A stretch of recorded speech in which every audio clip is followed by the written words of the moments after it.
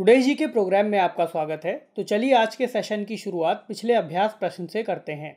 आपसे पूछा गया था कि हाल ही में सरकार ने सभी BS6 पंजीकृत वाहनों में पंजीकरण विवरण के साथ किस रंग की 1 सेंटीमीटर की स्ट्रिप लगानी अनिवार्य कर दी है? हरे रंग की, पीले रंग की, लाल रंग की या काले रंग की?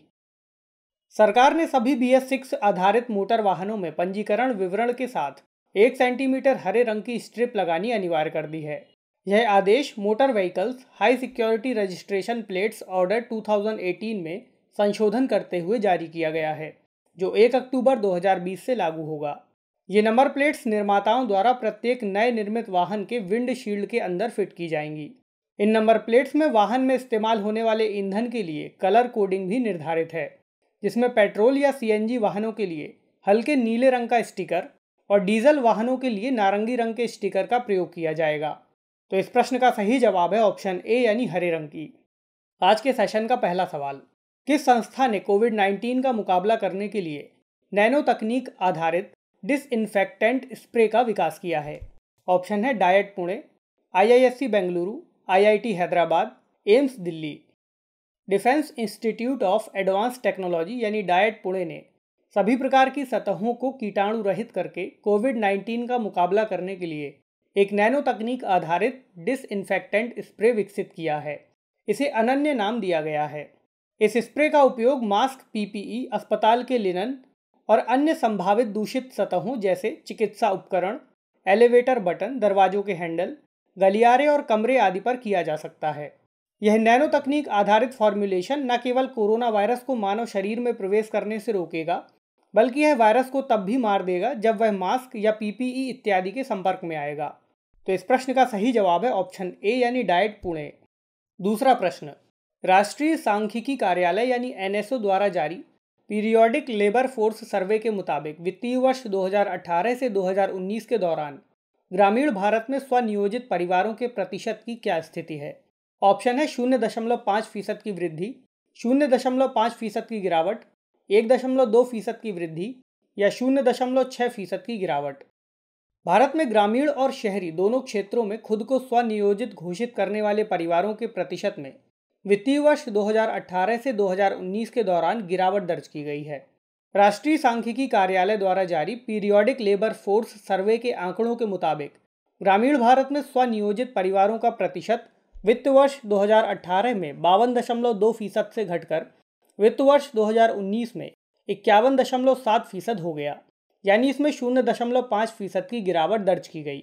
वहीं शहरी भारत में इसी अवधि के दौरान यह प्रतिशत 32.4 से घटकर 31.8% हो गया।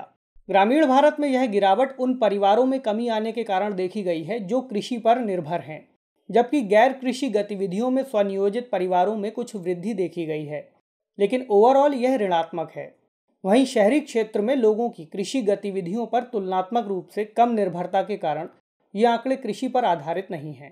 तो इस प्रश्न का सही जवाब है ऑप्शन बी यानी 0.5% की गिरावट। तीसरा प्रश्न, चीन की एक मानव रहित पनडुब्बी ने विश्व के सबसे गहरे महासागर बिंदु मारियाना ट्रेंच में 10,000 मीटर से भी नीचे जाकर रिकॉर्ड कायम किया है। यह ट्रेंच किस महासागर का हिस्सा है? ऑप्शन है हिंद महासागर, प्रशांत महासागर, अटलांटिक महासागर या आर्कटिक महासागर। चीन की हैदोउ 1 नामक मानव रहित पनडुब्बी ने दुनिया के सबसे गहरे क्षेत्र मारियाना ट्रेंच में 10,907 मीटर की गहराई तक जाकर रिकॉर्ड कायम किया है। इस डीप सी डाइविंग ऑपरेशन के दौरान शोधकर्ताओं ने उच्च सटीक गहराई का पता लगाने, मशीन हैंड संचालन, साउंड रिकॉग्निशन और स्थिति निर्धारण के साथ हाई डेफिनिशन वीडियो ट्रांसमिशन का परीक्षण किया। चीन ने हाल के वर्षों में समुद्र तल से समृद्ध प्राकृतिक संसाधनों के खनन के लिए गहरी समुद्री प्रौद्योगिकी विकसित करने के प्रयासों को आगे बढ़ाया है। मारियाना ट्रेंच प्रशांत महासागर के पश्चिमी क्षेत्र का हिस्सा है, जो फिलीपींस के पूर्व में स्थित है। इसकी गहराई लगभग 2,550 किलोमीटर से अधिक और चौड़ाई लगभग 69 किलोमीटर है। तो इस प्रश्न का सही जवाब है ऑप्शन बी यानी प्रशांत महासागर। चौथा प्रश्न, कोविड-19 के रोगियों के लिए भारत की प्रथम स्वदेशी वायरलेस शारीरिक मानक निगरानी प्रणाली यानी कोविड बीप को लॉन्च किया गया है। निम्न में से किसके सहयोग से ESIC मेडिकल कॉलेज हैदराबाद ने इसका विकास किया है? ऑप्शन है IIT दिल्ली, IIT मुंबई, परमाणु ऊर्जा विभाग और DRDO। केंद्रीय मंत्री डॉक्टर जितेंद्र सिंह ने कोविड-19 के रोगियों के लिए भारत के पहले स्वदेशी और लागत प्रभावी wireless physiological parameter monitoring system यानी कोविड बीप को लॉन्च किया है। इसका पूरा नाम continuous oxygenation and vital information detection biomed ECIL ESIC pod है। इसे ESIC मेडिकल कॉलेज हैदराबाद द्वारा परमाणु ऊर्जा विभाग और IIT हैदराबाद के सहयोग से विकसित किया गया है। कोविड बीप के नवीनतम संस्करण में NIBP मॉनिटरिंग, ECG मॉनिटरिंग और श्वसन दर को शामिल किया गया है। कोविड बीप के जरिए लोगों के बीच संक्रमण के जोखिम को कम करने के साथ साथ निजी सुरक्षा उपकरण यानी PPE जैसे संसाधनों को बचाने में मदद मिलेगी। तो इस प्रश्न का सही जवाब है ऑप्शन सी यानी परमाणु ऊर्जा विभाग। पांचवा प्रश्न, वर्ल्ड एक्रेडिटेशन डे कब मनाया जाता है? 8 जून, 9 जून, 10 जून या 12 जुलाई? हर साल 9 जून को वर्ल्ड एक्रीडिटेशन डे मनाया जाता है। भारत के संदर्भ में क्वालिटी काउंसिल ऑफ इंडिया यानी QCI व्यापार और अर्थव्यवस्था में एक्रेडिटेशन यानी प्रमाणन या आधिकारिक मान्यता की भूमिका को उजागर करने के लिए हर साल इस दिवस को मनाता है। इस वर्ष के लिए इस दिवस की theme accreditation improving food safety रखी गई है। यह थीम इस बात पर केंद्रित है कि प्रमाणन या आधिकारिक मान्यता कैसे भोजन की गुणवत्ता और सुरक्षा के साथ उपभोक्ता, आपूर्तिकर्ता, खरीदार, नियामक और विनिर्माता के विश्वास को बढ़ाते हुए खाद्य सुरक्षा को बेहतर बनाती है। इस दिवस की स्थापना IAC और ILAC द्वारा की गई थी। तो इस प्रश्न का सही जवाब है ऑप्शन बी यानी 9 जून। छठा प्रश्न, निम्नलिखित में से कौन सा कथन राज्यसभा की विधायी शक्तियों के बारे में सही नहीं है? गैर वित्तीय विधेयकों के संबंध में राज्यसभा को लोकसभा के बराबर शक्तियां प्राप्त हैं। धन विधेयकों के मामले में राज्यसभा 14 दिनों के भीतर विचार करके अपनी राय लोकसभा को भेज सकती है। संविधान संशोधन विधेयकों के मामले में राज्यसभा की शक्तियां लोकसभा से अधिक हैं। भारतीय राज्य व्यवस्था के संचालन में राज्यसभा को महत्वपूर्ण स्थान हासिल है। विश्लेषण देखते हैं। राज्यसभा के पास निम्नलिखित विधायी कार्य व शक्तियां हैं। गैर वित्तीय विधेयकों के संबंध में राज्यसभा को उतनी ही शक्तियां प्राप्त हैं जितनी लोकसभा को। ऐसे विधेयक किसी भी सदन में शुरू किए जा सकते हैं और दोनों सदनों की सहमति के बाद ही वे कानून बनते हैं। धन विधेयकों के मामले में राज्यसभा को सिर्फ इतनी शक्ति प्राप्त है कि 14 दिनों के भीतर विचार करके अपनी राय लोकसभा को भेज दे। उसकी राय को मानना या ना मानना लोकसभा की इच्छा पर निर्भर है। संविधान संशोधन विधेयक के मामले में राज्यसभा की शक्तियां लोकसभा के बराबर हैं। संविधान संशोधन के लिए जरूरी है कि संबंधित विधेयक दोनों सदनों द्वारा अलग अलग कुल सदस्य संख्या के बहुमत या उपस्थित एवं मतदान करने वाले सदस्यों के 2/3 बहुमत से पारित किया जाए। तो इस प्रश्न का सही जवाब है ऑप्शन सी यानी संविधान संशोधन विधेयकों के मामले में राज्यसभा की शक्तियां लोकसभा से अधिक हैं, यह कथन सही नहीं है। सातवां प्रश्न, निम्नलिखित कथनों पर विचार कीजिए। राज्यसभा को 2 ऐसे विशिष्ट अधिकार प्राप्त हैं जो लोकसभा के पास नहीं हैं। अनुच्छेद 249 के तहत राज्यसभा राज्य सूची में शामिल किसी विषय को राष्ट्रीय महत्व का घोषित कर सकती है। उपरोक्त में से कौन सा या से कथन सही है या है? केवल एक, केवल दो, एक और दो, दोनों, न तो एक और न ही दो। राज्यसभा को ऐसे विशेष अधिकार प्राप्त हैं जो लोकसभा के पास नहीं हैं। ये दोनों शक्तियां राज्यसभा को इसलिए दी गई हैं क्योंकि इनका संबंध देश के संघात्मक ढांचे से है। अनुच्छेद 249 के तहत राज्यसभा को अधिकार है कि वह उपस्थित और मतदान करने वाले 2/3 सदस्यों के बहुमत से राज्य सूची में शामिल किसी विषय को राष्ट्रीय महत्व का घोषित कर सकती है। अनुच्छेद 312 के अंतर्गत राज्यसभा को शक्ति दी गई है कि वह उपस्थित और मतदान करने वाले 2/3 सदस्यों के समर्थन से कोई नई अखिल भारतीय सेवा या सेवाएं स्थापित करने का अधिकार संसद को दे सकती है। तो इस प्रश्न का सही जवाब है ऑप्शन सी यानी 1 और 2 दोनों। आठवां प्रश्न, निम्नलिखित में से क्या क्या लोकसभा की चुनाव प्रणालियों में शामिल हैं? ऑप्शन है प्रादेशिक प्रतिनिधित्व प्रणाली, एकल सदस्यीय निर्वाचन क्षेत्र, प्रत्यक्ष निर्वाचन या उपरोक्त सभी। लोकसभा की चुनाव पद्धति जिन सिद्धांतों पर आधारित हैं वे निम्नलिखित हैं। प्रादेशिक प्रतिनिधित्व प्रणाली, इसमें पूरे देश को भिन्न भिन्न भौगोलिक क्षेत्रों में बांट दिया जाता है ताकि सभी क्षेत्रों के प्रतिनिधि लोकसभा में अपने अपने क्षेत्र का प्रतिनिधित्व कर सकें। एकल सदस्यीय निर्वाचन क्षेत्र, इसका अर्थ है कि लोकसभा के प्रत्येक निर्वाचन क्षेत्र से एक ही प्रतिनिधि चुना जाएगा।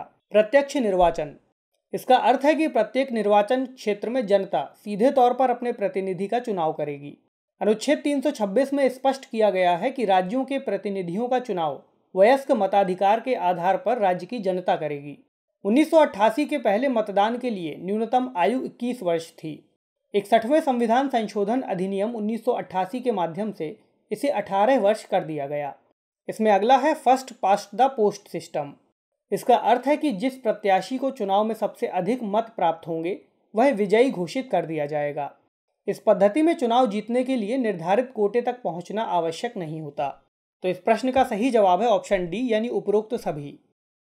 9वां प्रश्न, निम्नलिखित में से कौन सा या से कथन परिसीमन आयोग के बारे में सही नहीं है या है? कथन है संविधान के अनुच्छेद 82 में इसके बारे में बताया गया है। संसद विधि द्वारा प्राधिकारी या परिसीमन आयोग की नियुक्ति कर सकती है।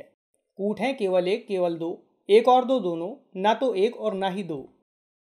परिसीमन का अर्थ है देश को विभिन्न निर्वाचन क्षेत्रों में इस तरह से विभाजित करना कि क्षेत्रगत और जनसंख्या के आधार पर देश के सभी नागरिकों को समुचित प्रतिनिधित्व प्राप्त हो सके। संविधान के अनुच्छेद 82 में बताया गया है कि प्रत्येक जनगणना के बाद विभिन्न राज्यों को लोकसभा के स्थानों का पुनः आवंटन करने के लिए तथा विभिन्न राज्यों के निर्वाचन क्षेत्रों को विभाजित करने के लिए संसद विधि द्वारा अधिकारी की नियुक्ति करेगी। इस प्राधिकारी को ही परिसीमन आयोग कहा जाता है। परिसीमन का प्रभाव कार्यरत लोकसभा पर नहीं होता है, इसका प्रभाव अगले लोकसभा चुनावों पर लागू होता है।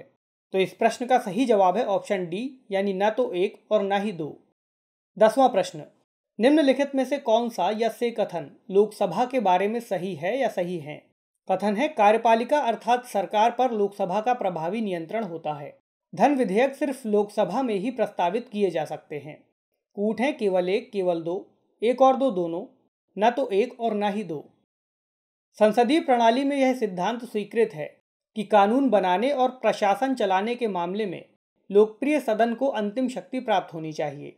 इंग्लैंड के हाउस ऑफ कॉमन की तरह भारत में भी लोकसभा के पास दूसरे सदन की तुलना में ज़्यादा शक्तियां हैं। जैसे कार्यपालिका अर्थात सरकार पर लोकसभा का प्रभावी नियंत्रण होता है। मंत्रिपरिषद उसी समय तक कार्य कर सकती है जब तक उसे लोकसभा का विश्वास हासिल हो। वित्तीय मामलों में लोकसभा के पास अत्यधिक शक्तियां हैं। जैसे धन विधेयक सिर्फ लोकसभा में ही प्रस्तावित किए जा सकते हैं और उनके पारित होने में भी लोकसभा की प्रभावी भूमिका है, जबकि राज्यसभा की भूमिका नाम मात्र की है। बजट भी लोकसभा में ही पारित होता है, उसमें राज्यसभा की भूमिका नगण्य होती है। तो इस प्रश्न का सही जवाब है ऑप्शन सी यानी एक और दो, दोनों। तो चलिए आज का अभ्यास प्रश्न देखते हैं।